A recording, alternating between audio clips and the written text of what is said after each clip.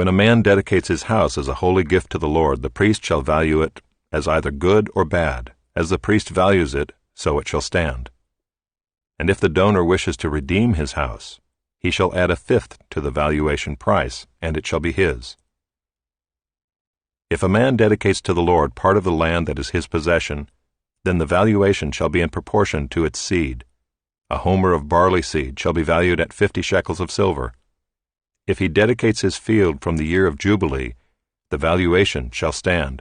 But if he dedicates his field after the Jubilee, then the priest shall calculate the price according to the years that remain until the year of Jubilee, and a deduction shall be made from the valuation.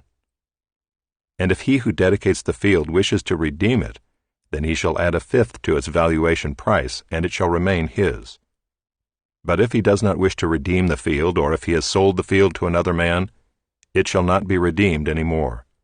But the field, when it is released in the Jubilee, shall be a holy gift to the Lord, like a field that has been devoted. The priest shall be in possession of it. If he dedicates to the Lord a field that he has bought, which is not a part of his possession, then the priest shall calculate the amount of the valuation for it up to the year of Jubilee, and the man shall give the valuation on that day as a holy gift to the Lord. In the year of Jubilee the field shall return to him from whom it was bought, to whom the land belongs as a possession.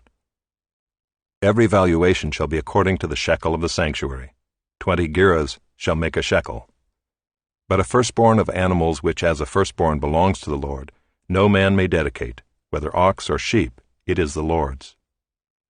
And if it is an unclean animal, then he shall buy it back at the valuation, and add a fifth to it, or if it is not redeemed, it shall be sold at the valuation.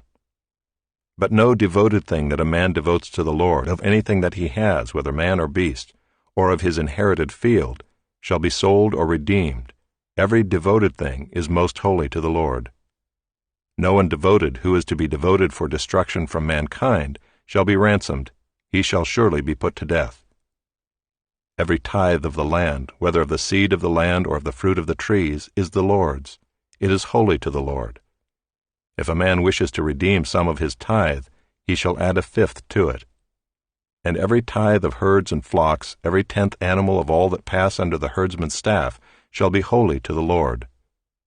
One shall not differentiate between good or bad, neither shall he make a substitute for it. And if he does substitute for it, then both it and the substitute shall be holy. It shall not be redeemed. These are the commandments that the Lord commanded Moses for the people of Israel on Mount Sinai. Numbers, chapter 1. The Lord spoke to Moses in the wilderness of Sinai in the tent of meeting on the first day of the 2nd month, in the 2nd year after they had come out of the land of Egypt, saying, Take a census of all the congregation of the people of Israel by clans, by fathers' houses, according to the number of names, every male, head by head, from 20 years old and upward, all in Israel who are able to go to war. You and Aaron shall list them, company by company. And there shall be with you a man from each tribe, each man being the head of the house of his fathers. And these are the names of the men who shall assist you. From Reuben, Elizur the son of Shedeur. From Simeon, Shelumiel the son of Zurishaddai. From Judah, Nahshon the son of Amminadab. From Issachar, Nathanael the son of Zuar. From Zebulun, Eliab the son of Helon. From the sons of Joseph, from Ephraim, Elishama the son of Ammihud. And from Manasseh, Gamaliel the son of Pedazur. From Benjamin, Abidan the son of Gideoni. From Dan, Ahiezer the son of Ammishaddai. From Asher, Pagiel the son of Ochran. From Gad, Eliasaph the son of Duel. From Naphtali, Ahira the son of Enan. These were the ones chosen from the congregation, the chiefs of their ancestral tribes, the heads of the clans of Israel. Moses and Aaron took these men who had been named, and on the first day of the 2nd month they assembled the whole congregation together, who registered themselves by clans, by fathers' houses, according to the number of names, from 20 years old and upward, head by head, as the Lord commanded Moses. So he listed them in the wilderness of Sinai. The people of Reuben, Israel's firstborn, their generations, by their clans, by their fathers' houses, according to the number of names, head by head, every male from 20 years old and upward, all who were able to go to war. Those listed of the tribe of Reuben were 46,500. Of the people of Simeon, their generations, by their clans, by their fathers' houses, those of them who were listed according to the number of names, head by head, every male from 20 years old and upward, all who were able to go to war, those listed of the tribe of Simeon were 59,300. Of the people of Gad, their generations, by their clans, by their fathers' houses, according to the number of the names, from 20 years old and upward, all who were able to go to war, those listed of the tribe of Gad were 45,650. Of the people of Judah, their generations, by their clans, by their fathers' houses, according to the number of names, from 20 years old and upward, every man able to go to war, those listed of the tribe of Judah were 74,600. Of the people of Issachar, their generations, by their clans, by their fathers' houses, according to the number of names, from 20 years old and upward, every man able to go to war, those listed of the tribe of Issachar were 54,400. Of the people of Zebulun, their generations, by their clans, by their fathers' houses, according to the number of names, from 20 years old and upward, every man able to go to war, those listed of the tribe of Zebulun were 57,400.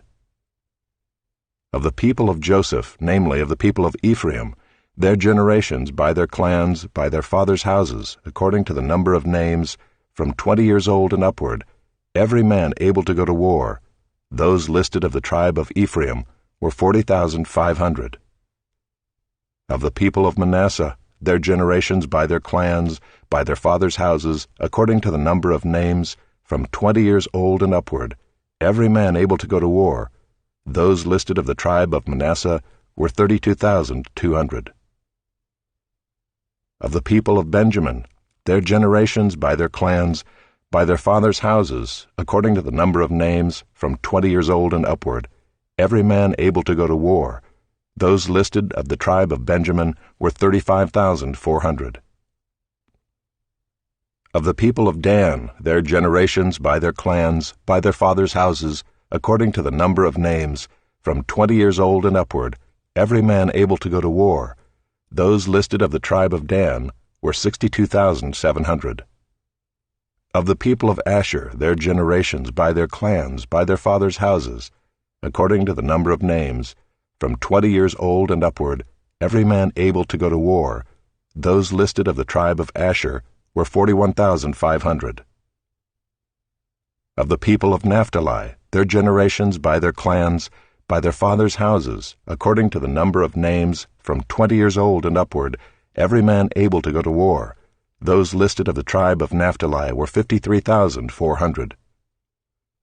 These are those who were listed, whom Moses and Aaron listed with the help of the chiefs of Israel, 12 men, each representing his father's house.